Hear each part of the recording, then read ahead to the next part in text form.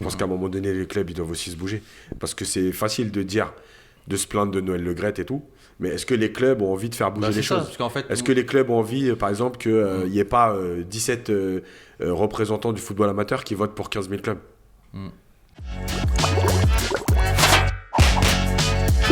C'est parti, bonjour à tous et bienvenue sur Unifoot TV pour Kick in the Foot. Alors comme vous pouvez le voir sur la deuxième partie on a un nouveau monsieur... Un nouveau, non, c'est pas nouveau. Oh, tu peux dire un nouveau, ça va, moi j'aime bien. T'es arrivé, voilà. Il est arrivé en force. On va dire que t'étais pas là sur la partie 1 parce que Un retardataire, on va dire. Voilà, un retardataire Il m'a attaqué direct. Il est arrivé ça fait 6 mois que je l'ai pas vu, il m'a attaqué direct, Athème. Donc c'est ça. Ça va Athème? Ouais, très bien, très bien. Tu vas bien? Donc t'es en forme. Ça va. Tu viens pour un sacré sujet, on va parler un peu de la FFF et de la DTN. Donc déjà, tiens, est-ce que tu as lu le livre de Yacine déjà? Ouais, bien sûr. Alors, jeu de football. Tu m'en mal. Tu vois, en fait, c'est ça le problème avec ce mec-là. Tu vois, il te charge tout de suite. C'est-à-dire que t'es là, mon frère, t'es l'un des premiers à avoir fait la promo après Toto Belonzo, avec la photo de Toto Belonzo d'ailleurs. Ah ouais, faut pas J'en reparle parce que Ta réponse, elle était pas on m'a chargé.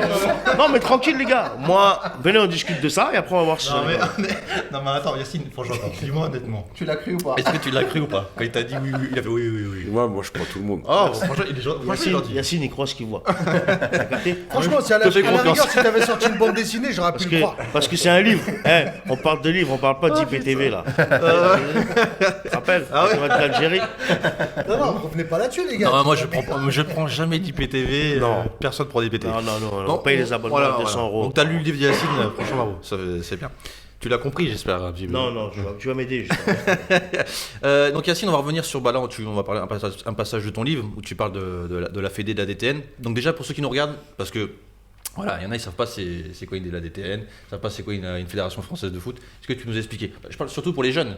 Aujourd'hui, tu parles de Fédé à des jeunes, des fois ils savent pas c'est quoi. Donc est-ce que tu peux nous expliquer déjà ce que c'est la FFF et la DTN? Donc la FFF, c'est donc la Fédération Française de Football qui gère tout le football français, dont les 15 000 clubs amateurs.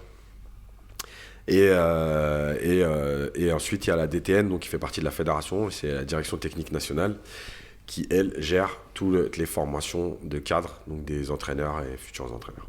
D'accord. Donc, Gérer, c'est un grand mot quand même. Ouais, on en reparlera après.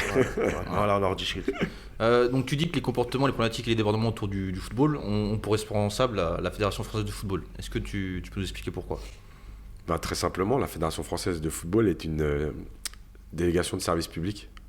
Donc en fait, elle a un vrai rôle social, délégué par le ministère des Sports. Et donc si elle laisse faire, elle est responsable. C'est tout. Toutes les dérives qu'il y a, elle a les moyens de légiférer, elle a les moyens d'intervenir. Donc si elle ne le fait pas, c'est qu'elle est responsable. Voilà, c'est aussi simple que ça. D'accord, donc si la Fédé est responsable, donc c'est Noël Le Graët qui est responsable. Alors, Évidemment. Enfin, je ne sais pas si c'est le football amateur, que le football amateur existe plutôt. Parce que Noël Le Graët, ce qui l'intéresse, c'est l'équipe de France A. Mais normalement, il est président des 15 000 clubs amateurs. Je rappelle, comme tout à l'heure avec les joueurs, qu'il y a 45 clubs professionnels en France. Donc quand tu les as enlevés, il reste toujours 15 000 clubs. Donc lui, il devrait s'occuper des 15 000 clubs. Il s'occupe de l'équipe de France A. Voilà, il est élu par une vingtaine de représentants. Voilà. Et là aussi, encore une fois, on a le droit de se plaindre. Mais on a le droit aussi de se bouger. Voilà. Je pense qu'à un moment donné, les clubs, ils doivent aussi se bouger. Parce que c'est facile de dire, de se plaindre de Noël Le Graët et tout. Mais est-ce que les clubs ont envie de faire bouger les choses? parce qu'en fait, Est-ce que les clubs ont envie, par exemple, qu'il n'y ait pas 17 représentants du football amateur qui votent pour 15 000 clubs? T'as été choqué sa réélection ou pas? Noël Le Graët. Choqué, non, parce que je m'y attendais. On sait comment ça fonctionne et on est presque dans une monarchie, c'est-à-dire que c'est presque lui qui va choisir son successeur. Voilà, mais encore une fois, on n'a que ce qu'on mérite. Dire qu'il y a 15 000 clubs au rugby, il y a donc quelques années maintenant, les dernières élections, ils ont changé le mode de scrutin, c'est-à-dire qu'ils font voter, chaque club a une voix. Voilà. Alors, on peut dire que c'est bien, pas bien, etc., mais c'est le minimum. Je considère, moi, que le club des Vosges, comme le club du Jura, comme le club d'Île-de-France, il a son mot à dire sur ce qui se passe dans le football français, il a le droit de choisir son président. Je vois pas pourquoi il y a 20 personnes qui ont dit c'est vous qui allez décider qui est le futur président de la fédération. C'est comme si aujourd'hui, on faisait voter l'Assemblée nationale pour dire vous votez pour le président de la République. Et le peuple, on s'en fout. Voilà, c'est exactement la même chose. Moi, je milite même pour une licence égale une voix. C'est-à-dire que pour moi, Déjà, c'est pour ça que j'ai dit les présidents, c'est de la limite.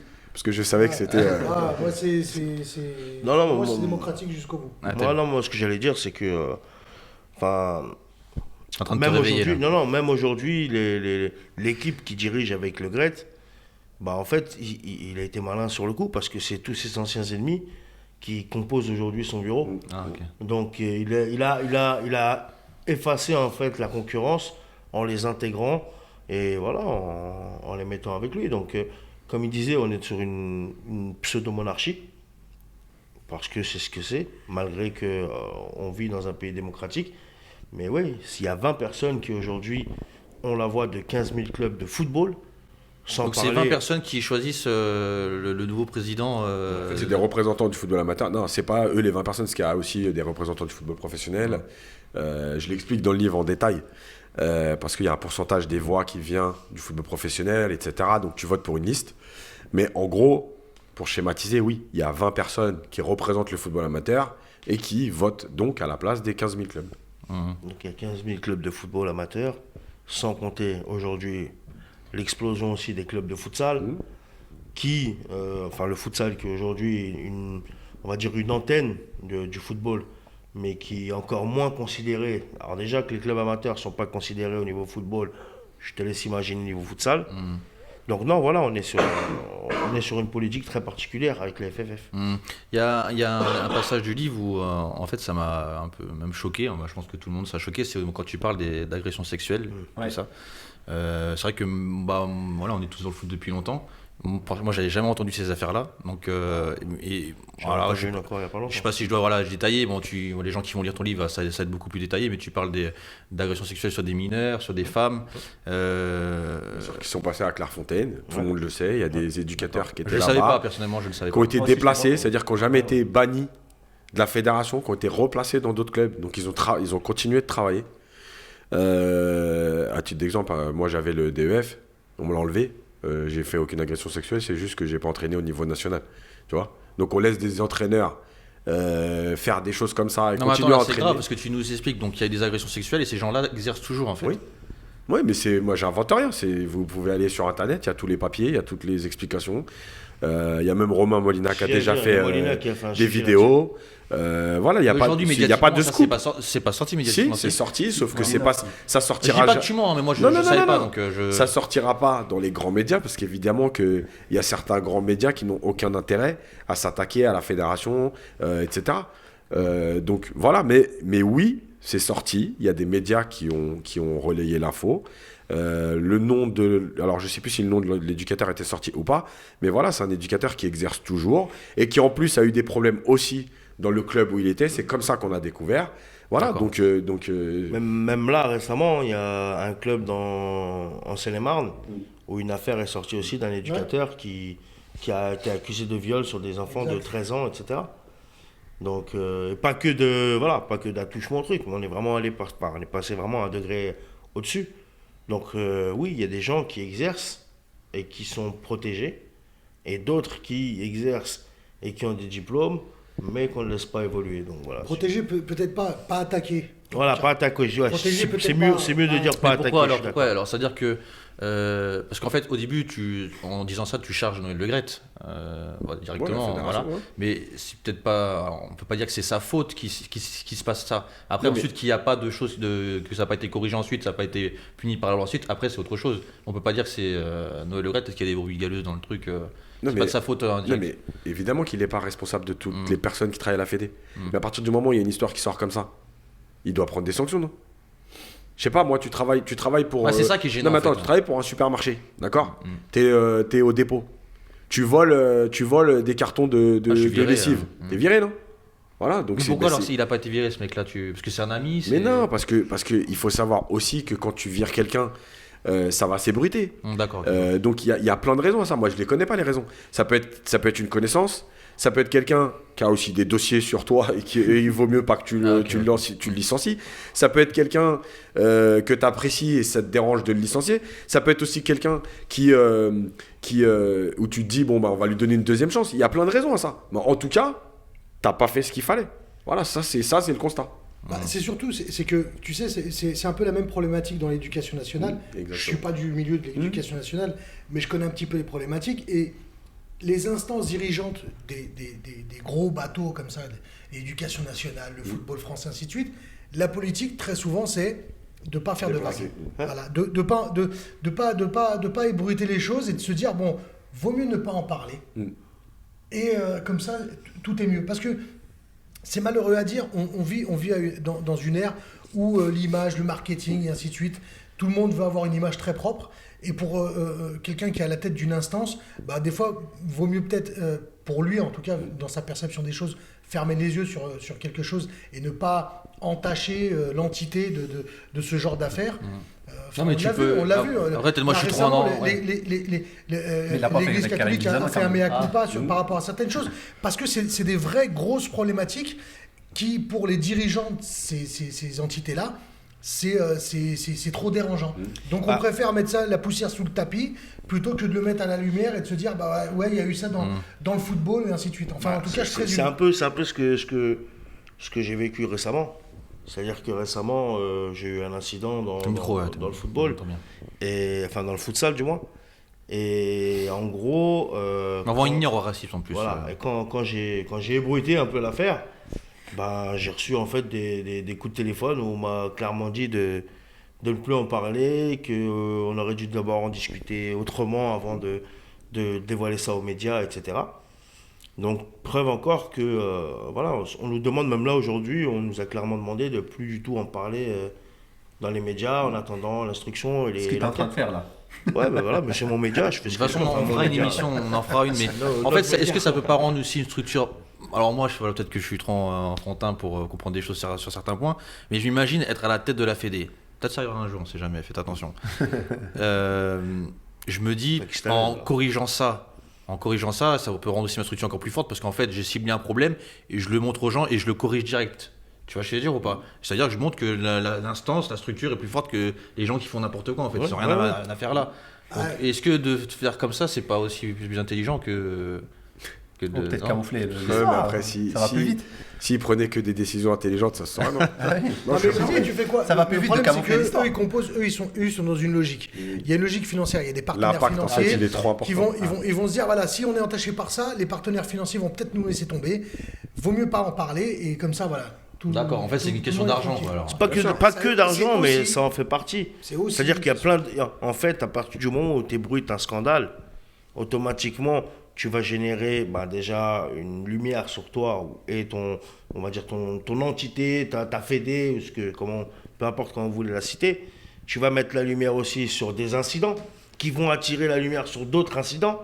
Et au fur et à mesure des choses, tu te retrouves avec excusez-moi de l'expression, mais un sac de merde. Et il faut expliquer tout ça. Et ça prend du temps, et ça prend de l'énergie, et ça prend des personnes, et ça coûte de l'argent, et des sponsors qui s'arrêtent. Et donc au final, il y a énormément de choses autour de certaines décisions.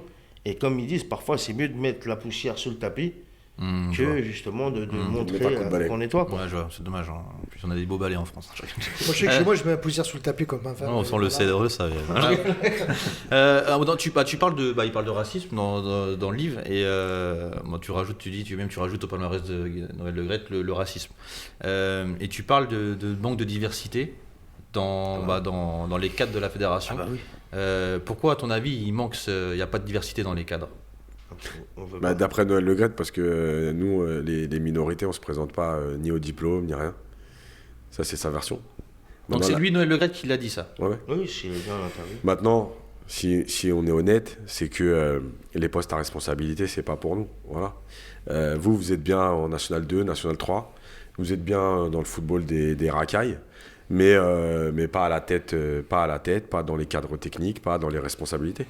Voilà, c'est aussi simple que ça. Mais après, moi, encore une fois, j'invente rien. Il suffit de se renseigner, par exemple, juste comment Raymond Domenech a été choisi par rapport à Jean Tigana en 2004 pour devenir sélectionneur de la France. Voilà. Je ne vais même pas aller plus loin. Renseignez-vous. Allez, il y a plein d'archives. Regardez comment Domenech a été choisi par rapport à Jean Tigana et vous verrez. Donc il n'y a pas d'avenir en France pour les étrangers, on va dire entre parenthèses. Il n'y a pas d'avenir. Tu vois pas de. C'est même pas des étrangers. Hein. Il y a parenthèse, j'ai dit. Hein. Ouais, c'est pour ça que il y a un plafond. C'est bien que tu le dises. Il y a un plafond de verre. Il le voit comme ça. Il y a un plafond de verre qui existe. Et tu peux pas passer au-dessus. ou différemment. Voilà, il y avait un papier, toute la semaine dans l'équipe, il y avait une série de papiers sur les coachs noirs ou minorités en France, dans tous les sports. Ça finit samedi avec le foot. Et voilà, et donc c'est un constat qui est fait aussi par des journalistes aujourd'hui, donc à l'équipe. C'est Vincent Villa qui a fait le papier. Voilà, le constat, il est là. En Ligue 1, Ligue 2, chez les professionnels, il n'y a pas d'entraîneur. Est-ce que la Fédé a répondu à ces attaques-là, à ces trucs-là? Ils n'ont rien dit ou ils disent que c'est une question de compétence. C'est juste une question qu'on se présente pas au diplôme en fait. C'est une question de compétence. D'accord. Donc on est incompétent. Donc on va dire un Goussam, un Noir, un Rebeu et tout, il n'a pas les compétences pour... D'accord. Voilà. Moi, plutôt que de racisme, je suis pas d'accord sur le terme de racisme. Je suis plus d'accord sur le fait, un terme qui est plus c'est la discrimination. Parce que le manque de diversité n'est pas de fait du racisme. Tu vois ce que je veux dire? Là, on est par exemple, sur le plateau, on n'est que des hommes, on n'est pas pour autant sexiste, de fait. Donc, non, mais voilà, c'est des hommes ici. Je pense qu'il y a peut-être une forme de discrimination qu'on peut expliquer de diverses raisons. Je suis pas habilité à expliquer pourquoi on manque de diversité dans les instances du football, mais pas que. Bien qu'on arrive dans certains domaines, que ce soit en politique, dans les médias, il faut reconnaître les choses. Moi, je suis désolé, quand j'étais jeune, moi je suis de 77, quand j'étais jeune, il n'y avait pas de Rebeu à la télé. Aujourd'hui, on en a de plus en plus. Je regardais sur ma carte grise, le signataire du préfet, c'est un Rebeu. Donc, il y a des choses quand même qui avancent. Maintenant, il faut pas nier les faits. C'est vrai que dans les instances, il y a une certaine forme de discrimination. Alors, est-ce qu'elle est sociale? Est-ce qu'elle est raciale? Est-ce qu'elle est culturelle? Moi, je sais pas. Maintenant, c'est vrai que pour un football qui se dit populaire, parce que c'est vrai que c'est l'image qui en ressort. Le football, c'est quelque chose de très populaire. On joue au football en bas des tours. Sur les terrains, il y a une diversité incroyable. Et c'est vrai que c'est quand même dommage de ne plus avoir cette diversité dans les éléments représentatifs du football. C'est ça qui est un peu dommage. C'est vrai. Au bout d'un moment dans le livre, tu parlais de diplôme. Tu nous as déjà expliqué, si tu veux, on pourra revenir sur ton cas aussi. Tu dis, si vous avez un peu d'ambition, vous allez vite comprendre qu'elle doit rester à votre échelle. Alors moi, quand j'ai vu ça, j'ai vite redescendu de mon lit. Et je dis, alors est-ce que tu peux nous expliquer pourquoi tu as écrit cette phrase en fait? En gros, c'est nous la faire comprendre. C'est-à-dire que moi, en fait, vu que j'ai un peu d'ambition, en fait, je dois vite, ça rien que je... En fait, c'est très simple. Pour avoir le droit d'entraîner au niveau professionnel, il faut le BEPF. D'accord. Le BEPF, il y a 10 candidats par saison. Il y a 30 candidatures. Et il y a 10 candidats qui sont pris. Il faut avoir le DES avant. Ouais. Et il faut l'avoir pendant 5 ans. Sauf si tu montes avec ton équipe, non? Voilà. D'accord. Donc en fait, il n'y a qu'une seule possibilité pour nous. C'est de monter avec ton équipe. Voilà. C'est de prendre une équipe en R1, en N3 à la limite. Non, si t'es en N2, tu montes N1, tu passes directement ton DEPF. Non. Tu as une dérogation. D'accord. Mais c'est pas obligé qu'il donc il faudra qu'il attende 5 ans quand même. Non. En fait, tu peux avoir une dérogation. Mais en général, la première année, ils ne te prennent pas. D'accord. Ouais. Voilà. Ils vont te refuser ta candidature et vont te donner une dérogation parce que comme c'est toi qui as fait monter l'équipe, tu as le droit d'entraîner quand même avec ton ancien diplôme, enfin avec le diplôme inférieur. Voilà. Karim Mokedem qui avait fait monter Lyon-Duchère. Aujourd'hui, il est avec voilà. Voilà. Pendant 3 ans, il a été refusé. Et pourtant, il a fait monter la Duchère en national. Il les a maintenus. Donc, il les a fait monter. Il a été refusé. Il les a maintenus. Il a été refusé. Il les a maintenus une deuxième année. Il a pris Bourg-en-Bresse au national, je crois. Au national après. Après, ouais. Mais en fait, quand il était à la Duchère, la 3e saison, donc de maintien, ils l'ont accepté au BEPF. Voilà. Donc 2 refus avant d'être pris la 3e fois, alors que c'est lui qui a fait monter son équipe. Voilà. Mais mais j'ai envie de dire, même le DES, c'est-à-dire que le DES aujourd'hui en France, il y a 75 candidats. D'accord. Il y a des pays où c'est un diplôme universitaire. En Portugal, il y a 400 candidats. À l'UFA A, à l'UFA Pro. C'est une fac en Portugal, c'est ça? Ouais. En fait, il y a deux parties. Il y a une partie qui est la Fédé, donc tu t'inscris comme ici, nous, à la DTN. Et il y a une autre partie, une autre formation, mais qui donne le même diplôme, qui est fait à la fac. Et je crois que c'est pas aujourd'hui... Donc, d'après toi, Yacine, c'est fermé. Ce que tu dis en France, là, aujourd'hui, c'est fermé. Donc là, si t'es Rebeu, en fait, et t'es coach, tu peux pas y aller loin parce que, voilà. Est-ce que d'aller chercher ailleurs ça ne sera pas une solution pour toi. Je ne sais pas moi, aujourd'hui, voilà, c'est fermé en France. Je vais en Belgique, par exemple. Voilà, on est en Espagne ou en Belgique, tu peux me parler de la barrière de la langue, hein, mais voilà, comme il se fout de ma gueule tout à l'heure. Là, tu peux prendre la langue espagnole, portugaise et tout. Mais tu vas entraîner là-bas et tu fais ton trou là-bas, tu fais ta place là-bas et tu reviens et voilà. Un coach. Même en Belgique, c'est francophone. Voilà. Mais après, il y a juste. Mais j'ai dit Belgique, il n'y a pas que la Belgique, tu vois. Il y a juste une chose, Même c'est au que Luxembourg, hein. tu peux passer tes diplômes à l'étranger. Ouais. Si tu as un club à l'étranger, si tu es licencié d'un club à l'étranger, c'est-à-dire que si demain je vais aller passer mon diplôme en Belgique, il faut que je sois licencié dans un club belge. Sinon, en fait, il faut l'autorisation de la fédération française et elle ne me la donnera pas. Ah, ok, d'accord, ça revient au même en fait. En fait, il faut absolument que tu aies un club déjà. Il faut juste que tu aies un club là-bas. Voilà. En gros, tu vas là-bas. Si tu signes dans un club là-bas, tu auras la Mais possibilité. c'est pas la même chose qu'en France, alors, par exemple, en Belgique, par exemple. Mais non, les prérequis, c'est pas les mêmes. Ça n'a rien à voir. Et après, par contre, si tu revenais en France, est-ce que Après, tu as un UEFA Pro. Donc, après qu'il arrive, tu l'as, ah donc ouais. tu pourras. Et pourquoi alors? Donc, on va tous partir en Belgique. En fait, alors. la France, parce qu'il faut un club déjà. Voilà, la Toi, tu France, c'est pourrais. l'un des pays où c'est le plus difficile Mais bien d'obtenir sûr. ces diplômes. Mais pourquoi ils ont fait ça, la France, alors? Pourquoi ils ont. Parce que Pour c'est deux une raisons. La histoire première, c'est d'élitisme. que voilà. Et la deuxième, c'est surtout que eux, ils considèrent que plus il y aura de diplômés, et moins le diplôme sera valorisé. D'accord. Eux, ils considèrent que quand il n'y a que 10 diplômés par an, voilà. Sauf que par exemple, les Portugais qui ont ensuite inondé le marché européen d'entraîneurs, eux, ils ne se sont pas posé cette question. Ils se sont dit, nous, on va en former 400. Après, c'est la loi du travail. Voilà, tu postules et c'est tout. C'est comme si je te disais aujourd'hui, on a besoin de 2000 informaticiens. Donc, on va délivrer 2000 diplômes d'informaticiens et pas 10 000. Mais c'est pas notre problème. Nous, on en délivre 10 000 et après, toi, tu te bats pour avoir ta place avec ton CV, ton parcours, les entretiens, etc. C'est la vie, quoi. Donc voilà. Et d'ailleurs, pour ça, ils ont... Tu sais que le championnat national qui n'est pas professionnel et qui avant, en termes de règlement éducateur, il fallait avoir le DEF, donc l'UFA-A, bah, ils l'ont ajouté à la liste des championnats où il faut l'UFA Pro en France. Voilà. En fait, Alors que c'est même pas semi-pro. championnat national. C'est semi-pro national, je crois.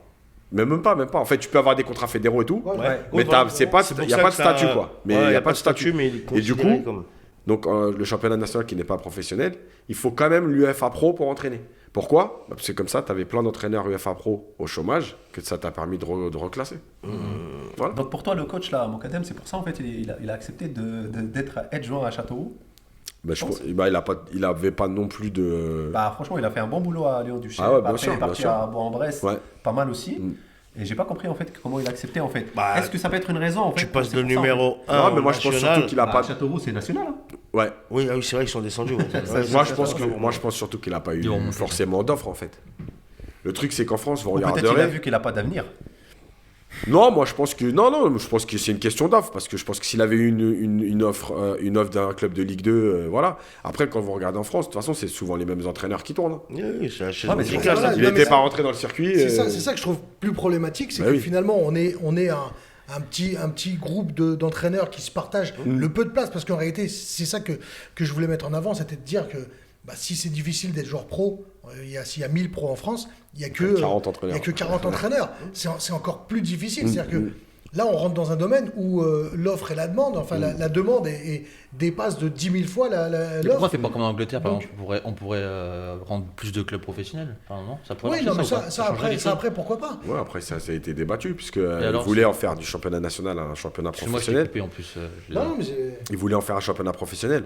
Après, le problème, c'est que si tu en fais un championnat professionnel, il te faut des droits télé, il te faut des D'accord. subventions, il te faut des budgets. Tous les clubs n'ont pas la possibilité d'avoir de gros budgets. Et ensuite, des structures. surtout, le vrai problème qui va se poser, c'est que tu dois répondre à un cahier des charges, c'est-à-dire d'avoir un centre de formation. Aujourd'hui, tu as des clubs en national qui n'ont pas ni les structures ni les moyens d'avoir un centre de formation. sûr. Et la dernière chose, c'est qu'évidemment, il faut partager le gâteau en plus de parts. Bah oui. Et que les clubs de Ligue 1 et Ligue 2 n'ont pas forcément envie de redonner encore une partie des droits télé à un troisième championnat, donc à 20 clubs de plus, ou 18, et donc de perdre encore 2, 3, 4, 5 millions d'euros sur les droits télé. par exemple. Non, je vois, En non, plus, même pareil pour les capacités de stade, je crois que quand tu arrives aussi en monde pro, tu dois avoir une certaine structure, enfin une certaine Oui, c'est logistique vrai, il y a des au règles. sein de ton à club. quel niveau tu joues ça dépend. Après- Oui, non, après- ce que je disais, c'est quand tu arrives en pro. Ouais. Mais du coup, si ta nationale 1 devient pro, en gros, tous les clubs doivent aussi s'aménager logistiquement. Non, ça c'est plus. Enfin, au-delà d'être pro, c'est surtout au niveau auquel tu joues. C'est-à-dire qu'en Ligue 1, tu dois avoir tel type d'installation, en Ligue 2, et ainsi de suite. Si demain, la nationale... Oui, mais il mettrait automatiquement quelque chose. Il ne serait pas forcé de mettre des normes. La Fédé, il ferait exprès, juste pour que ça ne devienne pas pro. Ils vont pas créer un championnat pro et le tuer en même temps. Si, parce qu'en fait, il serait capable de faire ça dans quel sens? Dans le sens de donner des moyens à d'autres clubs qui en ont, parce que tu as des clubs qui sont peut-être à des niveaux inférieurs, N2, N3, tu vois, mais qui ont des bons moyens. Par exemple, Créteil, ils ont déjà un stade. Créteil, ils ont un très beau terrain, tu vois. Je crois même les Gobelins, c'est un club qui a quand même ils ont fait des travaux, très très belles choses. Et je me dis que voilà, en National 1, tu as un mec, je sais pas, Villefranche, je te prends un exemple tout con. Et ben, tu vois, Villefranche, il va peut-être rapporter moins d'oseille. C'est ça qui a tué Luznac. Ouais, voilà, exactement, Luznac, ouais. Luznac, c'était avec les Barthès, c'est ça, non? Ouais, quand ils devaient monter en Ligue 2, et au final, ils n'ont pas pu monter à cause du stade, là. Tu vois? Barthès, le joueur préféré de si vraiment.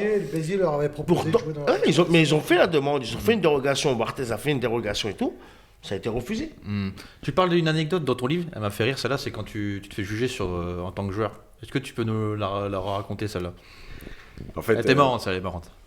Bah en fait, pour passer tes diplômes, on te demande donc de faire un match. Enfin, 20 minutes à peu près. Et donc, moi, quand je passe mon DF la première fois, j'ai 9,5 au match. Sur 10 Non, sur 20. C'est quel poste? Tu jouais quel poste? Sur 9 Milieu. Ouais. Et franchement, je pense que je méritais. Sur 20, sur 20. Non, mais je m'entendais. Là, vraiment, t'as dit non. je pensais sur 10, ça. Et donc, en fait, il faut avoir la moyenne à chaque c'est ça. UF. Et du coup, il me manque que le match, en fait. Parce que j'avais validé la PEDA, etc. Ah ouais. Et pour un demi-point. Donc, je suis obligé de revenir pour le match à la session d'après. Et en fait, quand je reviens pour le match à la session d'après, je suis blessé. Donc, j'ai un claquage au mollet. Je me suis claqué le jeudi. Non, mais c'est vrai. Je me claque le jeudi. Et le match, c'était le lundi. Donc, j'arrive au match. Je pouvais même pas courir. Et je me dis, bon, vas-y, je vais me mettre en 6, tranquille. Je touche le ballon, j'essaie d'en toucher 2-3. Et après, je vais prier. Tu leur as pas dit avant? Tu leur as pas dit que tu étais blessé? Non, mais non, parce qu'il m'aurait dit, tu peux pas jouer, reviens encore la prochaine fois. Ah ouais, ok, non. Donc, tant pis, on joue blessé. Hein. Et je me dis, bon, c'est mort, de toute façon, c'est impossible que j'ai la moyenne. Parce que si déjà la première fois, j'avais bien joué, j'avais pas eu la moyenne, je me dis, bon. Et là, je reçois mon truc, 10,5. Voilà. Donc, en fait, j'ai eu la preuve vivante que tu font ce qu'ils veulent. Que t'es meilleur quand t'es blessé. Ouais, voilà. Non, mais en fait, qu'ils font ce qu'ils veulent, quoi. Voilà, ils te mettent la note qu'ils veulent. Parce que franchement, ça, c'était juste pas possible. C'est même pas possible de me mettre 4 normalement. Peut-être que tu étais bien placé aussi. Non, mais rien du tout bien placé, je te jure. C'est toi qui avais la possession ce caché, tu vois. Je me suis caché pendant 20 minutes. Donc voilà. Peut-être que les autres aussi étaient tellement nuls et ils touchaient beaucoup de ballons que le peu que tu as touché, tu nous as tellement bien donné que. C'est ça. Mais c'est subjectif. Bien sûr. Mais donc t'en conclus toi quoi? Ça veut dire que tu insinues qu'en fait ils t'ont fait ramener et ils t'ont fait revenir parce que t'as dû payer. Ouais. T'as payé. C'est ce que tu dis dans les choix d'enfants évidemment. Et donc tu penses qu'en fait ils t'ont fait ramener pour toucher de l'argent en fait, c'est ça? Ouais, il y a ça, il y a le fait de se dire on a un quota par exemple sur 75, on doit donner 45 diplômes. Ouais, il méritait de l'avoir, on va pas le tuer, donc on va le faire revenir juste pour le match. Voilà, donc ils te mettent 9,5. C'est tout. Et tu vois, pourtant, la légende veut, quand tu parles avec tous les éducateurs, qu'en général, dans toutes les formations, quand tu valides la PEDA, en gros, t'as fait le plus dur. Voilà, moi j'ai validé la PEDA direct. Et pourtant, tu vois, donc voilà, c'est tout. Non, c'est vrai, avec la petite anecdote là, j'ai bien aimé. C'est pas mal. On va parler de la formation dans le foot, on en a déjà parlé sur la première partie. Alors, qu'est-ce que la formation pour toi? Est-ce que tu peux nous expliquer qu'est-ce qu'est la formation? Que tu parles de formation, tu dis le mot formation, qu'est-ce que la formation? Moi j'ai dit, c'est en fait, pour résumer, tu prendrais la vraie formation. Je parle pas par exemple, l'Ajax a une idée de la formation qui est très précise parce qu'ils ont un style de jeu approprié, parce qu'à l'Ajax, on considère qu'on n'a pas le droit de gagner les matchs en jouant mal. D'accord. Donc voilà. Moi, je pars du principe que nous, on est là pour amener aux joueurs le maximum d'éléments qui vont leur permettre de jouer le plus haut possible et avec n'importe quel entraîneur. Parce que tu peux pas savoir si toi, demain, tu vas signer dans un club, l'entraîneur il est défensif, offensif, il presse haut, il presse pas, il joue bloc bas, etc.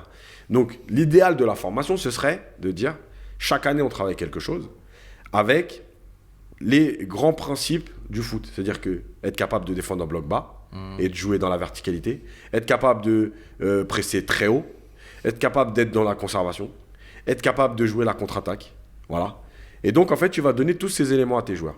Et puis après, quand ils vont arriver au niveau senior, que ce soit dans ton club ou dans un autre club, en gros, quand le coach va dire aujourd'hui, on passe à 3 derrière et on joue bloc bas, le mec, il sait de quoi il parle. Adapté déjà. Voilà. Et quand on va lui dire aujourd'hui, on joue en 4-3-3, mais on va chercher contre-pressing très haut à la perte de balle, il sait aussi le faire. Voilà. Pour moi, la formation, c'est ça. Mais j'ai envie de te dire, parce que c'est du foot, donc on a toujours l'impression que c'est un monde à part.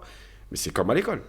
Voilà. À l'école, tu apprends à écrire les lettres une par une. Après, tu apprends à faire des mots, tu apprends à faire des phrases. Après, on t'apprend à construire une argumentation. Après, on t'apprend à développer. Après, voilà. Le foot, c'est la même chose. Moi, je dois donner à mes joueurs le maximum d'éléments qui peuvent leur permettre de répondre à des problématiques de jeu. Voilà. Si on est haut, si on est bas, si on est pressé. Et pourquoi aussi ? Parce que moi, j'aime quand, par exemple, mon équipe, elle joue très haut, qu'elle défende à la perte de balle, etc. Maintenant, demain, je tombe sur une équipe qui est plus forte que moi. D'accord ? Qui me fait reculer. Ça veut dire quoi ? Ça veut dire que moi, je sais faire que ça. Non, tu t'adaptes. Voilà. Donc, à un moment donné, mes joueurs, ils doivent être capables de répondre comment on reprend le dessus contre une équipe qui fait la même chose que toi, mais qui est plus forte que toi à ce moment-là. Peut-être en jouant long 2-3 fois et en regagnant des mètres. Peut-être en conservant le ballon et en les faisant courir. Voilà, il y a plein de solutions. Mais en tout cas, moi, mon objectif, c'est de donner à mes joueurs le maximum d'éléments pour répondre à des problématiques de jeu. Non, mais la formation, c'est un projet de formation, ça se prépare, ça s'écrit, ça s'élabore, mais c'est comment on le fait ça. Par exemple, c'est le club, on revient au club en fait, c'est le club qui Normalement, c'est ton responsable technique qui va te dire voilà ma vision du football, voilà ce qu'on veut mettre en place. Et encore une fois, après, c'est comment tu vas le répartir. Est-ce que tu dis par exemple, voilà, les U13, je veux qu'en U13, on travaille ça, ça et ça. Je veux qu'en U14, puisqu'en U13, vous allez travailler ça, en U14, on va travailler ça, ça et ça. Pourquoi tous les grands formateurs, en tout cas les grands clubs formateurs, te disent la vraie formation, un projet de formation, c'est entre 7 et 10 ans. Ouais, parce qu'en fait, le gamin, jusqu'à U9, on ne parle pas de football, d'accord, c'est foot à 5 et tout. En U11, tu commences à passer les principes de jeu, parce que tu joues à 8. Donc, qu'est-ce qui va se passer ? De U10 à U17, ça fait 7 ans. Enfin, ça fait 8 ans, 8 années de catégorie. Et en fait, puisque tu as travaillé, si tu as bien travaillé, en U10, tu travailles ça, en U11, tu travailles ça, en U12, tu travailles ça, etc. En fait, ton joueur complet, il arrive 7 ans plus tard. C'est vrai. Si tu peux très bien te former un très bon joueur en 2 ans, mais en fait, il ne sera pas complet. Mais ton profil joueur parfait dans tout ce que toi, tu vas amener dans ta formation, c'est 7 ans. Voilà. Ouais, c'est ça, c'est de U10 à U17, voilà, c'est ça. Mais moi, excuse-moi, je me permets. Moi, en fait, tu vois, je vais te poser une question. À quel moment tu considères, on va dire jusqu'à quelle catégorie tu considères qu'on est éducateur et à partir de quand tu considères qu'on est formateur ? Moi, je pense qu'on est éducateur jusqu'à U13. U13, tu deviens formateur parce que U13, tu rentres vraiment dans les principes de jeu et tu vas être dans le contenu de ce qui va se passer. C'est-à-dire que tu es réellement dans... tu vois, je vais donner un exemple concret. En U13, on va dire que tu imagines, entre guillemets, une planification. D'accord ? En U13, si par exemple, tu vas dire je veux qu'on défende haut. D'accord ? Voilà les positions que j'aimerais avoir. En U13, si tu considères au mois de septembre que finalement tes joueurs, ils ont déjà acquis ça parce que ça a été bien fait avant, tu vas passer à autre chose. Alors qu'en U11, tu vas réellement prendre le temps de dire voilà comment on défend haut, etc., comment on conserve le ballon. En U13, tu rentres dans la limite entre le formateur et l'entraîneur. Tu vois ? Pour moi, je dirais même que en fait, tu passes de l'enfant au pré-ado. Ouais. C'est-à-dire que même au niveau de la compréhension, arrivé en U13, on considère que les enfants ont acquis une certaine maturité. Ouais, en U13, ils sont en 4e. Voilà. Ils ont déjà acquis une certaine maturité qui leur permettent une compréhension différente. Et comme tu disais juste avant, qu'on passe vraiment sur le jeu, c'est-à-dire la mise en place, ce genre de choses. Parce que c'est vrai que je vais prendre un truc tout con, mais U6, U7, ils ont un champ de vision réduit, il suit son ballon, il ne fait pas de passe parce que c'est pas qu'il est personnel, c'est que le petit, justement, lui il est venu pour jouer au foot, et le ballon c'est le ballon, tu vois. Et c'est vrai qu'arrivé à U13, on est déjà dans une schématique différente où les enfants sont capables de lever la tête, donner un ballon, faire une passe. Donc c'est pour ça que je te posais la question. Donc pour toi, U13, on va dire, on est encore... Voilà, c'est la balance. C'est ça. Voilà. on est sur la balance entre l'éducateur et le formateur. Et en fait, en gros, U14, après, on peut dire qu'on reste toujours éducateur. Hein. On peut toujours dire qu'on reste éducateur aussi. Non, mais toujours éducateur. Tu seras éducateur, mais même les entraîneurs pro, ils sont encore éducateurs normalement. Mais en fait, c'est plus ton rôle principal. C'est-à-dire avant U13, t'es un éducateur, t'es pas un formateur par contre. Le statut formateur, tu l'as pas. Parce que tu es dans l'éducation sportive. Mais arrivé en U13, comme il disait, c'est là où ça commence à basculer. Et là, tu rentres dans la formation. Mais comme il dit, éducateur, tu l'es toujours. Ouais. Moi, regarde, aujourd'hui, je suis entraîneur adjoint au futsal, en haut niveau, je suis en D2 national. Bah, ça ne m'empêche pas d'être encore éducateur chaque lundi, chaque entraînement, chaque samedi de match. Donc, ça, tu l'auras toujours. Mais un éducateur n'est pas forcément un formateur. S'il a que des enfants de 6 ans, 7 ans, 8 ans, il a que le... À partir du moment qu'il y a des principes de jeu, pour toi, on est formateur. Alors, parce qu'on doit mieux comprendre le foot, on doit peut-être inculquer des choses individuellement à des joueurs qui sont en lien avec les principes de jeu. Donc, tu n'es plus dans une manière de penser foot qui est autre, en fait. C'est pas... Oui, parce que tu bascules aussi dans du foot à 11, dans de la compétition, et tu vas te rapprocher un peu sans être pris par le résultat. Mais à partir du moment où tu n'es plus sur entre guillemets, des rencontres amicales, tu vois, tu deviens un formateur, c'est-à-dire que tu es là aussi pour faire progresser ton équipe. Oui, c'est ça, voilà. Alors qu'en U11, tu es là pour les faire progresser, mais tu es aussi encore vraiment dans quelque chose de très loisir. On a fait le tour sur ça. Il y a une phrase que tu dis sur le livre, c'est voir un Luka Modric techniquement aussi capable d'aller au combat n'est pas possible en France. Oui, parce que ça fait partie de tout ce qu'on a dit depuis le début, à savoir le profil type du joueur. C'est-à-dire que nous, on a le joueur athlétique. En fait, on s'en fout qu'il ait les pieds carrés du moment qu'il est athlétique. Et le joueur technique, lui, il a le droit de ne pas défendre. Voilà. Lui, il est là pour faire les différences. Mais pourquoi, à quel moment on se limite comme ça? À quel moment on se dit pas, tiens, mon joueur athlétique, si en plus il est technique, mais ça va être extraordinaire. Et mon joueur technique, si en plus il sait aller au charbon, récupérer des ballons, ça va être extraordinaire. Tu vois? Je sais que je le cite souvent, mais parce que c'est malheureusement la caricature de ça. Hatem Ben Arfa, par exemple. Hatem Ben Arfa, quand tu lui donnes le ballon, super joueur, il fait des différences et tout. Mais est-ce que vous l'avez déjà vu défendre sur un terrain? Non. Mais pourquoi? Parce que dès sa formation, c'est en gros, toi, tu es là pour faire la différence, tu nous fais gagner les matchs.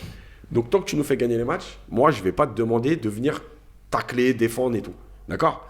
Mais à quel moment on ne se dit pas, est-ce que Ben Arfa, on ne peut pas en faire un mec avec l'état d'esprit de Cavani? Est-ce que le mec, si tu mets Ben Arfa avec les pieds qu'il a, avec l'état d'esprit de Cavani, pourquoi tu n'en fais pas un joueur extraordinaire? Ben parce que nous, on travaille que sur les qualités. T'es très fort techniquement, vas-y. Voilà, fais la différence. Toi, tu as le droit de ne pas défendre. Le mec qui est grand, costaud, toi, tu as le droit d'être nul avec tes pieds, c'est pas grave. Moi, de toute façon, ce qui m'intéresse, c'est que tu mettes des boîtes. Voilà, c'est tout.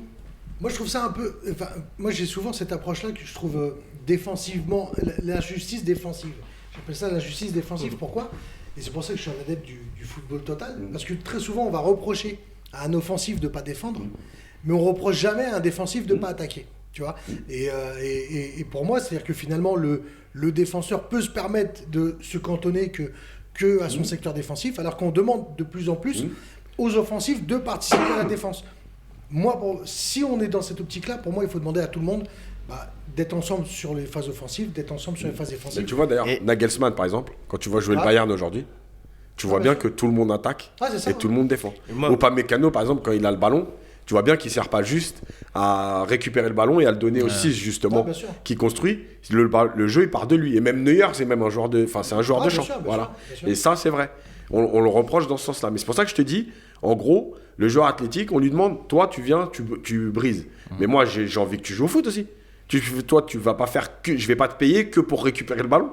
Donc, tu vois, mais ça, c'est la façon de fonctionner en France. Tu vois, par exemple, un joueur qui va faire des différences sur un côté, tu vois ce qu'on disait tout à l'heure là sur le positionnement des joueurs. Jamais ça va te venir à l'idée de te dire tiens, tu sais quoi, je vais peut-être le mettre milieu à l'intérieur du jeu parce que là il fait beaucoup de différence grâce à sa vitesse, mais en fait il comprend pas le jeu. D'accord? Je vais perdre 3 matchs peut-être, mais dans ma réflexion et dans la progression de tout le monde, je vais y gagner. Tu vois, tu vas te dire vas-y, continue. Et après le mec il arrive là-haut, s'il arrive là-haut, et là d'un coup on te dit ouais, t'as vu les lacunes qu'il a, il comprend pas, il fait que percuter. En même temps, ouais, je veux dire, tu vois. Et le premier qui va lui reprocher, c'est son éducateur. Tu vois. J'en parle dans le livre, juste d'un dernier exemple, j'en parle dans le livre sur la première touche de balle. Tu vois. Le mec qui n'a pas une bonne première touche de balle, mais qui va très vite, donc il va compenser. C'est ça. L'éducateur, il va rien lui dire. Et dans 2 ans, il va se dire, là maintenant, ça passe plus en vitesse. Oui. Donc, t'as vu ta première touche de balle, elle est pas bonne, je peux pas te garder.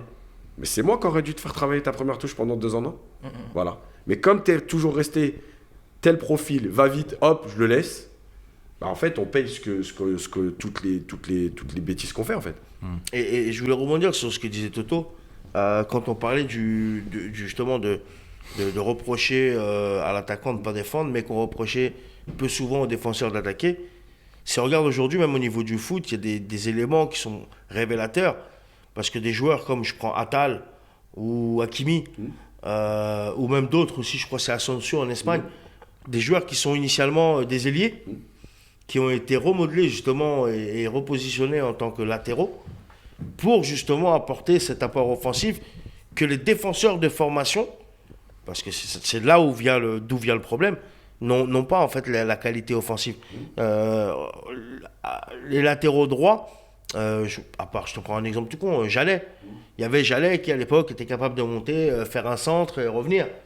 Mais c'était qui ? Bilal Mejri, je sais pas si tu connais. Mais je veux dire, à l'époque, c'était rare. Aujourd'hui, pour pallier justement ce défaut d'assistance offensive, eh ben, on a mis des ailiers, des joueurs offensifs à des postes défensifs. Ouais. Donc déjà, ça prouve, pour moi, ça prouve qu'il y a un problème. C'est que tellement on forme mal à ce niveau-là, on est obligé en fait de repositionner des joueurs et de les dénaturer en fait. Ouais, mais les latéraux, c'est encore plus spécial que les autres parce qu'en fait, les latéraux, on regarderait autour de vous. Dans toutes les équipes de jeunes, les latéraux, c'est en général les 2 plus mauvais joueurs à qui on ne demande rien. Et en fait, à la fin de la formation, on se dit, bon, qu'est-ce qu'on fait ? On a un latéral, il ne sait pas défendre et il n'attaque pas. D'accord ? Bon, qu'est-ce que je vais faire ? Je vais faire redescendre un attaquant en me disant, il ne saura pas défendre, mais au moins il saura contre-attaquer. Voilà. C'est exactement ça. Alors que, encore une fois, si ton travail est bien fait, tu formes ce mec-là qui sait pas. Qui fait les 2 directs. Voilà. Tu vois, moi je prends souvent l'exemple de Maxwell au PSG. Ouais. Pour moi, Maxwell, c'est le curseur du latéral. Ouais. Tu vois, il savait attaquer, il savait défendre, il savait couvrir. Mais c'est le poste le plus compliqué pour moi, le latéral. Je sais pas, non, c'est le poste le plus complet. C'est le poste le plus important. Ouais. Tu dois savoir, comme tu dis, tu dois savoir défendre, tu dois savoir attaquer. Ouais. C'est pas. Mais c'est pour ça qu'aujourd'hui, les clubs préfèrent avoir un latéral qui sait attaquer plutôt qu'il sache défendre. Tu vois, regarde même là, je t'ai dit, le PSG avec Hakimi. Enfin, c'est flagrant quand même que Hakimi a d'énormes lacunes défensives. Ouais. Mais par contre, il a un profil offensif qui pourtant, je sais pas, t'as un Dagba. Et Deschamps, il a été champion du monde avec 4 défenseurs centraux. Voilà. Bah oui. C'est ça. On va peut-être passer à 3. Au Qatar, on passe à 3. C'était 24, Toto, 24. Ah non, on passe à 24 défenseurs. On a le ballon, mais qu'on a plus de ballon, on passe à 5 derrière. On voit Coman qui fait le 5e là-bas à droite. Alors là, je vais m'arrêter sur un truc. Alors j'ai lu un truc et c'est pour ça que je voulais parler de ça avec toi. En fait, tu parles de l'ancien Clairefontaine avant. Tu disais qu'il y avait à l'époque de Thierry Henry, qu'en fait il y avait un entraîneur à Clairefontaine, qu'en fait vu que sa qualité première c'est la vitesse, il lui avait dit maintenant tu n'utilises pas ta vitesse pour moi. Donc là quand même tu avais des mecs qui pensaient football. Il y avait un fond, il y avait de la réflexion, ils voulaient vraiment travailler le joueur. Donc comment ça se fait ? Donc ça veut dire que la Fédé, la France en elle-même quand même, elle cherche à former des joueurs. Donc comment ça se fait que en fait maintenant c'est plus le cas, on cherche plus ça en fait, on n'est plus dans cette chose-là. Parce que déjà, je pense que c'était des entraîneurs qui avaient une autre sensibilité. Donc c'est l'entraîneur qui a fait l'initiative ou c'était la Clairefontaine qui voulait contracter comme ça ? Ils étaient 3. Il y avait Dussault, Merel et Francisco Fio. Ouais, Fio. Voilà.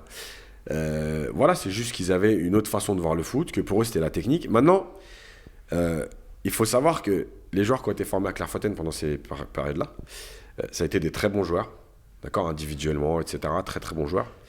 Mais il faut toujours se rappeler en fait ce qui s'est passé dans leur carrière. Ah ok. Et aussi ce qu'était Clairefontaine avant. La première chose, c'est que Clairefontaine avant avait une équipe. Donc les gamins, ils étaient en formation la semaine, mais ils jouaient à Clairefontaine la dernière année de 15 ans. Avec l'ILF. Voilà. Ils étaient dans le championnat. Aujourd'hui, Clairefontaine n'a plus d'équipe. Donc les gamins, ils rentrent dans leur club tous les week-ends. C'est quand même une chose importante. C'est-à-dire que quand tu donnais une consigne à Thierry Henry, quand il lui dit « Aujourd'hui, tu te débrouilles pour ne pas passer ton joueur en vitesse, mais trouver des passes », il le fait aussi parce qu'autour de lui, il y a les autres joueurs et que chacun a des consignes. Donc c'est aussi quelque chose de collectif. C'est pas juste de dire à un joueur, toi, tu passes pas en vitesse, débrouille-toi. D'accord ? La deuxième chose, c'est que Clairefontaine, moi j'ai parlé avec beaucoup de mecs qui ont été formés à Clairefontaine, et ils me disaient, en termes de QI foot et tout, c'était exceptionnel. Mais par contre, quand on arrivait dans les centres de formation, c'est ça. Alors, il fallait faire un reset de tout ce qu'on avait appris. C'est vrai. Parce qu'on rentrait dans un nouveau délire. On nous avait appris à jouer au foot, on nous avait appris à être technique, à avoir du jeu de passe, et d'un coup, on t'apprend à gagner les matchs. Voilà. Que gagner les matchs. Et surtout, dans les sur ta qualité. On joue sur ta qualité principale, en fait. Dans les centres de formation. Voilà. Et tu vois, par exemple, Nicolas Maurice Belec, avec qui j'ai échangé là-dessus, il allait très vite. Et il me disait, à Clairefontaine, j'étais dans la réflexion.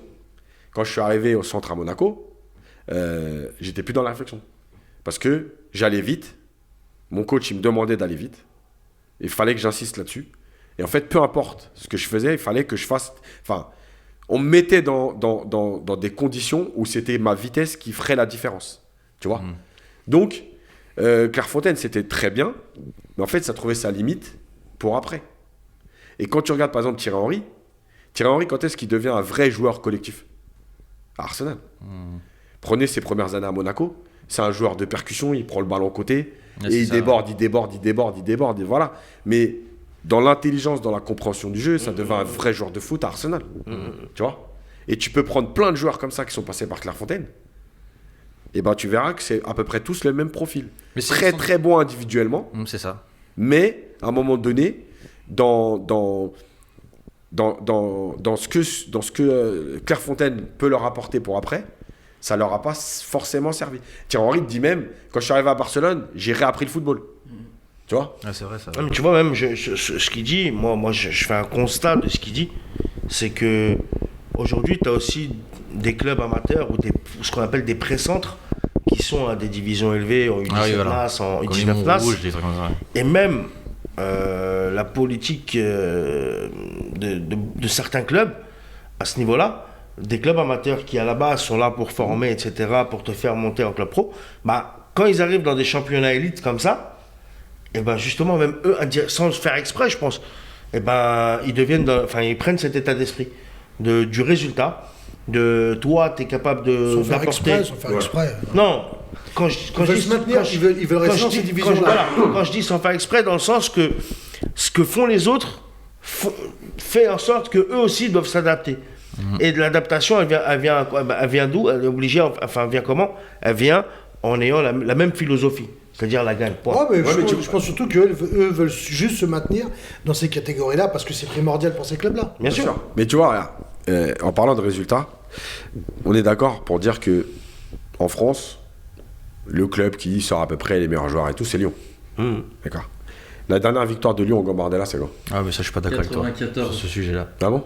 Si on va en parler, moi je pense un des sujets des livres, je suis pas d'accord parce qu'en fait tu nous expliques dans le livre qu'en fait ils ont pas gagné la Gambardella, donc c'est ça en fait qu'ils c'est significatif. T'es sérieux ? Bah oui, mais c'est normal parce que tu fais signer des joueurs les meilleurs jeunes, parce que s'ils prennent leurs meilleurs jeunes, par exemple si on les faisait pas signer pro, ils joueraient avec la Gambardella. Quand tu vois par exemple les Cacré, les machins, ils joueraient la Gambardella s'ils avaient ces joueurs-là. Tu crois que Cacré il a jamais joué la Gambardella, Cacré ? Il a joué quoi ?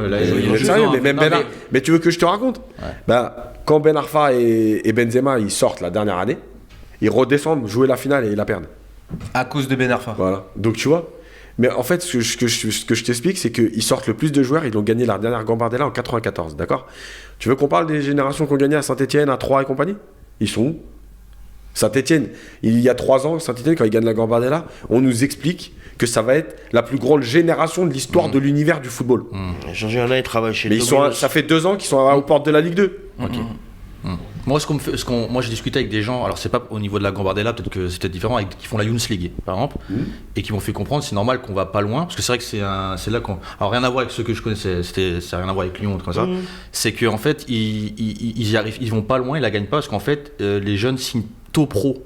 Donc en fait, ils n'ont pas les joueurs avec eux pour travailler, pour aller loin dans cette compétition-là. Bah, tu vas me prendre Lyon, tu vas me prendre le PSG, puisque c'est eux qui sont en Youth League, d'accord? Et tu vas me dire le nombre de joueurs de moins de 19 ans qui sont dans le groupe du PSG et de Lyon en Ligue des Champions, qui n'ont pas pu jouer la Youth League. Ouais, après, ouais. Bah, regarde, Mais il n'y en a pas. Non, mais en tout cas, C'est pas vrai.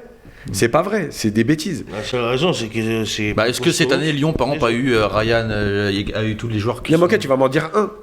Cacré, il a joué cette année? Mais Cacré, il n'est pas eu 19. Mais Non, mais t'as les autres, pas fondamentalement besoin de tous tes vrai, ça. meilleurs joueurs pour jouer la Gambardella Mais et voilà. faire bonne figure. Si tu fais partie des meilleurs centres de formation en France Tu et dois que être en capable de la donner. t'as pas une forme d'hégémonie sur ce type de compétition, ça veut dire que Il y a un tu problème. vas la gagner au moins tous les 3-4 ans, tu vas être vraiment sur le devant. C'est vrai qu'il y a un réel problème. Après sur la Youth League, c'est encore autre chose. Non, ça en plus, ça c'est. Ouais. Après, moi, c'est bon, après, bon, tu m'as. Ok. Non, mais je pensais qu'en fait, pour moi, parce que j'avais pris l'exemple d'un mec un entraîneur qui me l'avait dit. Il m'avait dit écoute, en Gambardella, on va pas loin. Parce qu'on n'a pas les joueurs, parce que les joueurs ont signé pro, ils sont pas avec nous. Après, Moi, peut-être c'est ce qui qu'il m'a- peut-être c'est un ça entraîneur existe. du Non, mais pas. ça, moi, je l'ai pas. Peut-être ça, y a c'est pas de l'entraîneur problème. d'un club C'est moyen. pour ça. Non, qui dit ça. il y a des clubs comme ça, évidemment. Tu vois, par exemple, Lorient, il y a une année où ils n'avaient pas de U19. Ah oui. C'est-à-dire que leur U19, ils jouent en senior R2. D'accord? C'est un choix. Voilà. Après, ce que je veux dire, quand je dis ça, c'est que le résultat, là, tu vois, le fameux résultat champion du 19 ou Gambardella, eh ben, ça te permet. C'est pas une valeur sûre et c'est pas le sésame pour dire. Ouais, je sais, voilà. on forme mieux. Ou... Mais oui. Donc c'est tout. D'accord, je vois. Tiens, je voulais juste, avant de finir, on a bientôt fini, il reste 5 minutes. Est-ce que tu peux nous expliquer l'importance du projet scolaire, de la scolarité pour un jeune, en lien avec le football, parce qu'il y a beaucoup qui ne comprennent pas. Ben, alors, déjà, évidemment, c'est que, vu le nombre d'élus, il faut bien faire quelque chose après, si tu fais pas du foot. Donc, bon, je pense quand même que les études, c'est une base. La deuxième chose, c'est qu'en fait, les gens, en général, voient les études comme quelque chose de... tu sais, tu vas à l'école, t'apprends, t'as ta note, et voilà. En fait, les études, c'est pas que ça. Les études, ça t'apprend aussi à avoir une démarche intellectuelle, une réflexion. C'est-à-dire que quand tu fais des maths, c'est pas juste le calcul qui est important. C'est la démarche de savoir. Et ça, c'est aussi, ça me permet de faire une petite parenthèse vite fait sur l'éducation nationale, c'est aussi un problème de la France. C'est-à-dire que tu vois, par exemple, en mathématiques en France, quand tu vas résoudre un problème, le prof va te dire, c'est telle méthode. Tu vois? Alors que dans d'autres pays, parce que je me suis renseigné, hein, c'est pas juste dire, je tape pour la France. Dans d'autres pays, on va pas te dire, c'est telle méthode. On va te dire, explique-nous ta démarche. Et si ta démarche, elle est cohérente et que tu as le bon résultat, en fait, on s'en fout que tu n'utilises pas la méthode que moi, je t'ai apprise. Tu vois? Je te donne un exemple vite fait. Quand tu fais une multiplication, il y en a qui vont... tu fais une multiplication avec 2 chiffres, par exemple, 22 fois 11. Il y en a qui vont faire 22 fois 1, 22 fois 1 et qui vont calculer dans leur tête. Il y en a qui vont faire 22 fois 10 et qui vont ajouter 22. Chacun a sa méthode. Mais c'est laquelle la meilleure? Mais c'est celle qui te convient à toi. Voilà. Et ben, les études, c'est ça. C'est travailler une réflexion. Et cette réflexion, tu vois, il y a eu, je crois, il y a 3-4 ans, il y a un prof, par exemple, qui avait, alors ça n'a rien à voir avec le foot, mais Non, un peu, toujours. qui avait travaillé avec sa classe, sur le triangle rectangle, je crois, avec le DAB de Pogba. D'accord? Non, mais tu vas comprendre la démarche. Il y a des élèves que ça a marqué. Pourquoi? Parce que tu es en train de leur parler de foot. C'est leur kiff.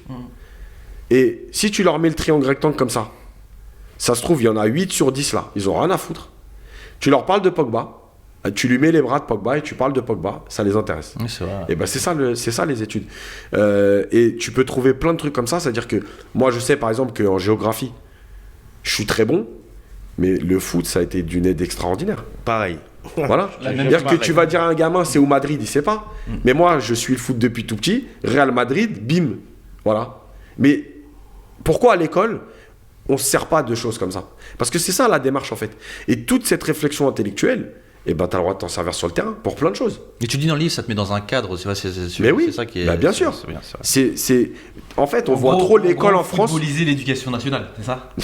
Pas jusqu'à là, mais non, mais tu vois ce que je veux dire, c'est que chacun a le droit. Tu vois, moi, je me suis renseigné sur les Pays-Bas, par exemple. En gros. Les Pays-Bas, aux Pays-Bas, il y a beaucoup de cours qui sont transversaux. C'est-à-dire que on va te parler d'économie et on va parler de géographie en même temps. D'accord. En France, tu fais de la géographie. Ouais, ouais, ouais. Après, tu fais de l'économie. Tu sais, c'est que du matraquage. Tu vois? Alors que quand tu fais des choses un peu transversales comme ça, tu as une réflexion qui est différente. Et en plus, des fois, tu es plus intéressé. Tu vois, quand on te raconte quelque chose autour d'une histoire, que quand on te balance, Madrid, capitale de l'Espagne, machin, nani, bim, En fait, apprends par cœur. on est moins ludique en France, on est très linéaire dans l'instruction. Et ben, comme dans tout. Voilà. Oui, ouais, on est un pays comme ça, très droit. Pour moi, même vertical. l'école, c'est ce que je disais avec des jeunes. Bon, après, ça, voilà. Mais je disais que c'est même limite comme un entraînement aussi, parce que ça t'apprend plein de choses. Ici, l'école, il y a de diversité aussi. Tu es avec plein de monde dans ta classe c'est des gens différents. Tu dois rester concentré. Tu dois, tu vois, tu vois Après, plein de choses que tu il y a vois beaucoup sur de une séance. similitudes. Après, la dernière chose, quand je parle de l'école, c'est que je trouve qu'en France, encore une fois, alors le foot, mais le sport en général, on ne se sert pas assez du levier école ou du levier sport pour l'école. Oui, comme l'Allemagne, par exemple, qui a son cursus école le matin, mais exactement. Sport. Et tu vois, par exemple, moi, je suis pour un rapprochement, parce que déjà en termes de structure, de moyens, etc., mais des clubs sportifs avec les écoles, parce que je pense que malgré tout, même si, encore une fois, tu ne vas pas récupérer tous les gamins de France, je reste persuadé que s'il y a un lien entre le club, entre guillemets, et l'école, il y a des gamins que tu vas sauver. Parce que quand tu vas lui dire, samedi, ce week-end, tu joues pas parce qu'il n'a pas fait ses devoirs, parce qu'il a insulté la prof, je suis persuadé que, ok, c'est forcé. D'accord. Tu vas dire au gamin, en fait, il n'insulte pas la prof parce qu'il joue pas. Mais en même temps, il va se forcer à pas insulter la prof et ça va devenir quelque chose de normal. Voilà. En France, le sport, c'est vu comme, t'es nul à l'école, fais du sport ou du rap. Peut-être que tu vas t'en sortir. Mais c'est la vérité. Pour finir, Yacine, est-ce que tu es content de retrouver les terrains avec Cachan? Ouais, je suis toujours content parce que moi, le terrain, c'est ce qui m'intéresse le plus. Après, il y a toujours autant de problèmes. Voilà, c'est compliqué. Mais oui, moi, c'est le terrain qui m'intéresse.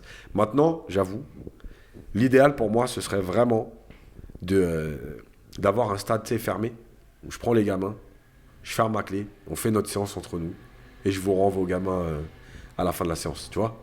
Pas de parents autour des terrains, juste entre nous, tu vois, juste kiffer.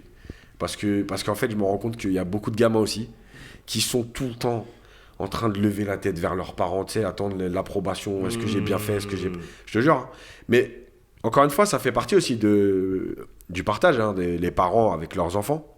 Mais en fait, tu sens que il y a quand même quelque chose de malsain, quoi. C'est pas je suis content, mon père il est venu me voir jouer au foot, c'est faut qu'il ait vu ce que j'ai fait parce que voilà, quoi. Après, oui, les problèmes c'est les mêmes et à Cachan, je pense que franchement, ça fait longtemps que j'avais pas connu autant de problèmes. Est-ce que tu penses déjà quand t'as qu'un terrain pour tout le club. Ah oui, c'est vrai qu'il a qu'un, oui, ça. On peut t'en passer un. On peut t'en passer un. Est-ce que tu penses que un jour, tous les problèmes que tu as énoncés dans le livre, est-ce que tu penses que ça peut se corriger? Est-ce que ça va se corriger réellement? Non, j'espère que ça va se corriger. Si j'ai fait le livre, c'est aussi ça. C'est pour ça. C'est de dire qu'il y a de l'espoir, puisque je donne quelques solutions. Encore une fois, pas les solutions miracles, hein, des idées de solutions. Et je me dis une chose, c'est que je pense qu'il y a déjà une évolution de la vision du jeu en France. Parce qu'avec la multiplication des médias, mais aussi l'arrivée de certains entraîneurs étrangers, en fait, ça a développé déjà une envie de voir autre chose chez beaucoup de jeunes entraîneurs français. Donc, si on arrive à changer ça, on peut changer plein de choses. Donc, je pense que oui, il y a de l'espoir. Maintenant, ça ne va pas se faire en un an, ça ne va pas se faire d'un coup de baguette magique. Voilà, c'est juste qu'il faut prendre le temps. Et c'est aussi un peu à la nouvelle génération de le faire. Voilà. Comme pour l'histoire des diplômes, tu vois, moi je me plains souvent. Comme je dis, on se plaint, il n'y a pas de problème. Mais quand il faut bouger, tout le monde se cache. Donc à un moment donné, c'est facile de se plaindre. Mais c'est à nous de nous prendre en main aussi. Les diplômes, ce qu'on disait tout à l'heure sur les élections, voilà, on peut en faire des tonnes, des constats négatifs en disant ouais, c'est un scandale, les élections, Ok, mais qu'est-ce que vous faites vous pour ça, tu vois? Et l'histoire des diplômes, moi, des messages, j'en ai reçu des centaines. Et quand je leur ai dit, ok les gars, on y va maintenant. Oh non, moi je veux pas me griller, je mets pas mon nom. Je me suis retrouvé tout seul. Donc voilà. Moi, c'est ça justement, Yacine, que je voulais souligner avec ton livre. C'est que c'est une vraie prise de position. Et pour le coup, ta prise de position, elle est pas évidente parce que tout le monde ne la prend pas. même loin de là, voire même très peu en prennent, voire personne ne prend de position dans le football. Et qui dit prise de position, dit prise de risque. Tu te mets forcément beaucoup de gens à dos, que ce soit dans les instances, que ce soit dans les gens qui font les mêmes choses que toi, qui n'ont pas la même perception. Et on est d'accord sur le fait que ce livre, il ne sera pas forcément le bienvenu chez certains. Et moi, c'est pour ça que j'ai vraiment envie, depuis le début, de te soutenir sur cette démarche. Parce que voilà, tu ouvres une brèche. Encore une fois, ton postulat de base fait que tu es objectif. Moi, par exemple, je suis un militant aussi, je milite sur les mêmes idées que toi, mais je milite de l'extérieur, donc forcément, ça donne moins de poids, moins d'importance. Et justement, le fait d'ouvrir cette brèche, peut-être que ça va donner du courage à certains de se dire, moi aussi, je me range derrière des idées comme celle de Yacine Amened et entrevoir un changement. Parce que tant qu'il n'y a pas de réelle prise de position, peut-être qu'on va découvrir, peut-être que dans 10 ans, on va se rendre compte que finalement, la majorité pense comme toi. Et il faut à un moment donné qu'il y ait des gens qui prennent des risques. C'est le leader, le leader du vestiaire. Ouais. Non, mais c'est vrai que... C'est un peu ça aussi, c'était l'idée de dire, il y a des gens, parce que j'ai déjà échangé avec des éducateurs, il y en a qui pensent de la même façon, mais comme il le dit, c'est que comme c'est pas la majorité aujourd'hui, des fois, ils osent pas se dire, on va penser différemment parce qu'on va être mal vu, parce que le club, parce que ceci, et là, se dire, finalement, je suis pas tout seul. C'est ça. Finalement, on peut penser différemment. Voilà. Et ça peut aussi engendrer... libérer des consciences aussi. Ça peut... moi, je pense qu'aujourd'hui, on ne doit pas être sur une démarche rectiligne. On doit avoir des avis différents. On doit avoir tous un point de vue différent. Maintenant, le but aussi, c'est de dire à ceux qui n'osent pas forcément parler ou forcément mettre leurs idées en place, qu'ils ont le droit, en fait. Bien sûr. Qu'on n'est pas dans une dictature. On est dans une démarche où Yacine dénonce des choses qui ne doivent pas être imposées aux éducateurs, que l'éducateur qui a une idée qui va dans le cadre de l'évolution du sport, dans l'évolution de l'enfant, tout ça, faut le laisser, en fait, ces démarches aller. Maintenant, ceux qui n'acceptent pas on va dire le concept ou qui sont contre, on va dire qui approuvent pas trop le bouquin de Yacine, et il en faut aussi. Il y aura de tout. Les détracteurs, il en faut. Maintenant, comme tu dis, Toto, c'est peut-être un livre comme ça qui, dans 10 ans, va permettre justement une évolution concrète du monde de l'éducateur. Peut-être qu'ils prendront des passages d'Unifoot TV. Peut-être. On regarde et tu vois, moi, par exemple, je vais faire un peu de pub pour ma chaîne, mais sans en faire, j'ai fait une vidéo sur COP il n'y a pas si longtemps que ça, avec un éducateur qui a voulu témoigner. Mais qui a super vidéo. Excellente. Alors, la meilleure même. Moi, je respecte le choix de l'anonymat de cet éducateur, mais c'est bien la preuve que prendre position... Il y a un danger. C'est aussi un danger, voilà. Bien sûr. C'est ce que je voulais dire aussi. Cette prise de position-là, ça peut être contraignant pour Yacine, peut-être pour sa carrière d'entraîneur ou quoi que ce soit, mais c'est aussi, Yacine, il est sur les terrains. Yacine, il se déplace. Et le monde du football, c'est pas le monde des bisounours. Demain, tu vas déranger le business d'un tel ou les façons de faire de tel ou tel. Voilà, donc c'est pour ça que moi, je trouve ça très important et c'est bien que tu aies insisté pour faire cette émission, pour pouvoir soutenir ce genre de livre. Et voilà, moi, ça me fait plaisir. En tout cas, on soutient fort les enjeux du football français. Et qui va faire changer le monde. Il a annoncé ça comme une mixtape. Il a dit ça. En tout cas, Yacine, moi, je vais quand même dire partout. Parce que je fais partie des jeunes éducateurs quand même. Même si je commence à me vieillir un petit peu, mais ça va, j'ai moins de 30 ans, donc ça va, on peut dire que je suis jeune encore. Mais honnêtement, alors je dis pas que je vais réussir dans le foot, vu ce que j'ai écrit, j'entends, ça va être compliqué. Mais c'est vrai que je pense que je pourrais te citer. Parce qu'en fait, tu m'as fait... quand même, je dis pas ça parce qu'il y a l'émission ou pas, hein, mais tu m'as fait quand même ouvrir les yeux sur certains points et aussi réconforté sur d'autres, parce qu'en fait, je me suis dit, mais... Alors, c'est parce que tu le dis que c'est vrai, c'est parce que quelqu'un dit quelque chose que c'est vrai, mais je me dis, mais en fait, parce que toi, tu dis quelque chose, mais tu l'argumentes. Tu vois, c'est pas comme quand je vais dans des clubs, le mec me dit, c'est comme ça, tu vois. Toi, tu dis le truc, et puis je me dis, en fait, comment je pensais, c'était pas si con que ça, en fait, tu vois. Parce que tu le penses, et puis tu expliques pourquoi, tu vois. Donc je me dis, donc en fait, même sur certains points, des moments, je me dis, putain, j'aurais peut-être pas dû faire comme ça, en fait, tu vois. Des moments, comme par exemple, il dit, au lieu de regarder les gens, il faudrait peut-être se regarder soi-même un petit peu. Moi, je dis honnêtement, c'est peut-être un secret, depuis que je te connais, des fois, quand je coach, je te jure que c'est vrai, J'imagine Yacine il me regarde. Non mais c'est vrai. Non c'est vrai, je te dis parce que je me dis. Tu lui as fait peur. Non mais c'est pas une question de faire peur, c'est qu'à bout d'un moment moi aussi je dois me mettre dans un. C'est pas pour faire le lèche-bot ou tout, mais c'est que je dois progresser en fait. Donc au jour d'aujourd'hui, moi je cherche un cadre pour progresser. Donc je fais ce que je veux avec mon esprit, ça vous plaît pas, je m'en fous. Mais en fait, c'est vrai que tu m'apportes quand même pas mal de choses. Et surtout que voilà, quand tu es passionné, quand vous lisez le livre, moi j'incite tout le monde à le lire. Vous pouvez que aimer. Honnêtement, je vois pas. Après, il y a des petites choses, vous pouvez être pas d'accord. Mais en tout cas, ça oui. Mettez des arguments quand vous n'êtes pas d'accord, parce qu'aujourd'hui, les gens qui sont pas d'accord, ils savent pas argumenter. Et en plus, l'argumentation, pour moi, la plus importante. Mais surtout, comme tu disais, Yacine, il argumente. C'est-à-dire que quand il dit quelque chose, il explique pourquoi il dit ça, pourquoi il pense ça. Ouais, c'est ça. Tu vois, mais c'est réfléchi. Moi, proche l'éducateur qui joue à faire n'importe quoi, je lui dis fais gaffe, Yacine. Bon, en tout cas, il y a Yacine derrière ton épaule. Non, mais je voulais te le dire par respect, parce que pour toi, parce que quand même, c'est un grand travail, c'est un gros travail, c'est un mec qui est passionné. Et au jour d'aujourd'hui, j'ai rarement vu des mecs qui sont si passionnés que toi. Et voilà, donc ça me fait plaisir de. Même si peut-être un petit peu coach. Donc peut-être Farid aurait jusqu'à des 4 heures au téléphone ou dehors sur un banc en train de parler football. En tout cas, merci Yacine d'avoir accepté l'invitation. Et puis en tout cas, j'espère qu'on te retrouvera dans une autre émission. Qu'elle n'a pas été trop longue surtout. Non, c'est bon. Merci Yacine. Ciao à tous et à la prochaine pour une prochaine émission. Ciao.